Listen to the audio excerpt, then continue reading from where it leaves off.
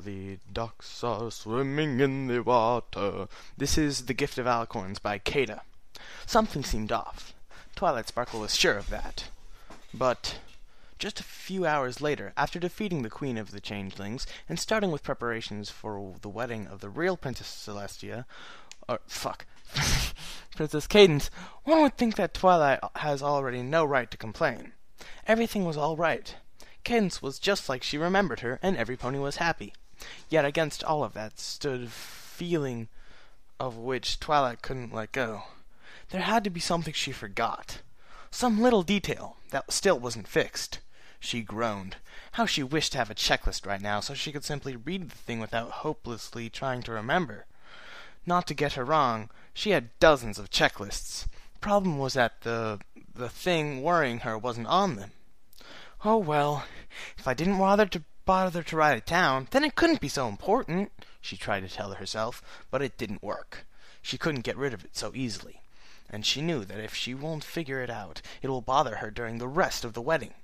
As she watched the ponies running around her, fixing things that were destroyed by the changelings, her eyes slowly became blind of her surroundings, and her thoughts drifted to her fillyhood's days.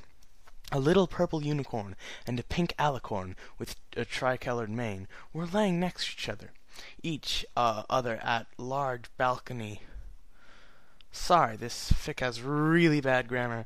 At large balcony of her parents' house, watching the stars. From time to time, some of them raised her hoof and pointed at some constellation, or just a very bright star. Cadence was trying Twilight's knowledge of stars' names because the little filly loved to show her skills. "And what's the name of that constellation over there?" asked Cadence. "Which one? That?" Twilight pointed her hoof at one of them. "That's Orion, of course," she giggled. Why of the all things in Equestria? Goddamn, this is such bad grammar. I'm sorry. Why of all the things in Equestria did she remember this pointless memory? Not that she was ungrateful of the time she spent with Cadence, but thinking about the past wasn't going to solve her present problem. Just as she was about to dismiss the memory, something stopped her. Something about that moment, which long ago passed. They were quiet for a while, just admiring the sky. Then Twilight spoke up. "Cadence?" "Yes?" "If Princess Celestia has to control both the sun and the moon, how come her cutie mark is still only the sun? I mean," she slightly blushed, "it seems just a little unfair towards the moon." Her full sitter eyed her amusedly. "Really, Twilight? That's what you're thinking about when you don't have to name stars?" When the filly responded with only awkward silence, Cadence continued. "Honestly, I haven't been around long enough to know for myself, and I never asked her about how she got her cutie mark. Maybe it's because she's the ruler of this land, and I found it just slightly uncomfortable to question the picture on the flank of royalty." At that, Twilight was sure that she was the worst pony in Equestria, even though Cadence was laughing. "But you know what? You're right. You should definitely ask her about it." The Alicorn next to her probably didn't mean it, but Twilight still felt horrible that she even thought about the princess's cutie mark. She never asked her mentor about it. And in the end, she didn't need to. The return of Luna explained everything. As much as comfortable as it was to think about the princess, Cadence included, the memory didn't help her as she thought it would. For the love of Celestia, what was wrong with her? Why couldn't she just place her hoof on the thing that seemed off? Why did she feel like something that Cadence had said was important? Wait a second. I'm not around long enough to know for myself. How long was she around? That was it! Twilight almost started jumping happily, because she was finally sure of what was off. Instead, she turned around, heading into the castle to find Cadence. When she found her, trying out a new dress Rarity had made for her, she quickly made sure that no pony was around. She wanted to be alone with her old foal-sitter when she was about to ask her personal questions. Just the sign of Cadence filled her with an odd feeling. It wasn't like she believed that Cadence had become some evil parody of herself, but because what felt so strange was the thought of Cadence being older. Just when Twilight looked at her, she saw someone much older than the girl that used to look after her. She was an adult now. She was just as much older as Twilight. But it couldn't be. Princess Celestia never got old. She never changed and never grew up. And all that because she was an alicorn? Oh, and all that because she was an alicorn. Cadence? Twilight said meekly, making the pony notice her for the first time. Oh, Twilight, I didn't see you there. How does it go? Twilight decided to ignore the question, just because she wanted to have the problem solved already. Can I talk to you for a moment? There was this little thing that was bothering me. Cadence's eyes filled with concern. Sure. What is it?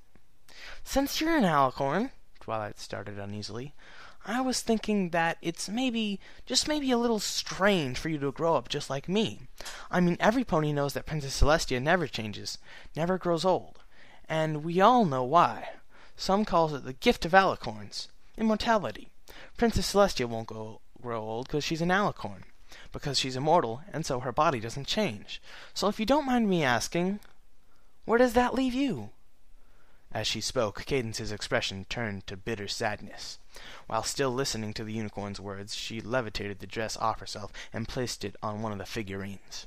Then she turned it back to Twilight, who was now waiting impatiently for her answer. Mortal, was her simple answer. Twilight made a few steps towards her, her eyes wide with disbelief. Pardon me? I'm mortal. I don't have the Gift of Alicorns. She lowered her head. Because I am not actually one of them. Twilight was now close enough to touch her. She felt pretty strange about all of this, but this was something she wasn't prepared for. Ever since she understood what immortality means, she thought of Cadence as one of the immortal alicorns, and though she had hated to admit it, maybe was even a little jealous of her. Right now, what you're saying is nonsense, she pointed out. You're an alicorn. You have wings and a horn. You can't just pretend that you don't. Her friend slightly smiled. I'm not pretending that I don't, Twilight. But as you already said, wings and horns aren't what make an alicorn. It's the immortality. And I don't have that. Why not? How do you know? You can't be sure of that. Twilight never thought of her own death, but thinking about Cadence's made her head hurt. She couldn't just lose her friend. Not ever. Cadence spread out her wings and put it on Twilight's shoulder. It felt funny, but Twilight didn't mind. I'm sorry, she said, as she started with explaining. I should have told you sooner so you wouldn't have to ask me about it now. See, alicorns are creatures created by the universe itself. Princess Celestia and Princess Luna don't have any real parents. But, and here's the difference, I do. And, as you probably can guess, my parents were from different species. My father was a Pegasus, and my mother a unicorn. It's very, very rare when a foal ends up with enough genes from each to have the marks of both species. But as you see, I was the case. But that never made me an alicorn. I was, and always will be, mortal. Twilight tried to speak, but couldn't find words. It was so obvious. Why hadn't she thought of it? But as much as she was happy to have the problem solved, there was still the thought of Cadence's death. Having her foolish dreams about Cadence's immortality tore apart, she wasn't sure what to think now. Cadence probably read in her eyes about her confusion, and so she added quietly, Princess Celestia once told me that I should be happy. I'm mortal. I should be happy that I'm mortal. And I think she's right. As much as it may hurt one day to have to go, I'm happy that I won't have to stay in this world long after all of my friends pass away. Twilight felt tears coming to her eyes, so she quickly fought them back. All the talking about mortality and immortality was just making her want to stop the time. An alicorn. No, wait, not alicorn. Just pony, with wings and horn, standing next to her, suddenly took her wing off her shoulder and smiled warmly. Oh, Twilight, don't worry. I'm not going anywhere anytime soon, and neither is any of our friends. Come on, let's have a great wedding. I don't want to be sad today, and I don't want any of my friends to be. Twilight tried to smile too, just for Cadence, for she wasn't, against all of her dreams, going to live forever. The only thing she could do was to be happy as long as she could. That was cute. So this was one of those things where it's sort of an explanation, not much plot, but that could be Well, maybe a basis for plot. I don't know, maybe. Well, I had always thought about, like, why is she an alicorn? How does Twilight know every single alicorn? Blah, blah, blah, blah, blah. And this is one way of answering it. So that is, yeah, that's awesome. Yeah. All the ducks are swimming in the water, round and round and round, round and round and round. All the ducks are swimming in the water, round and round and round.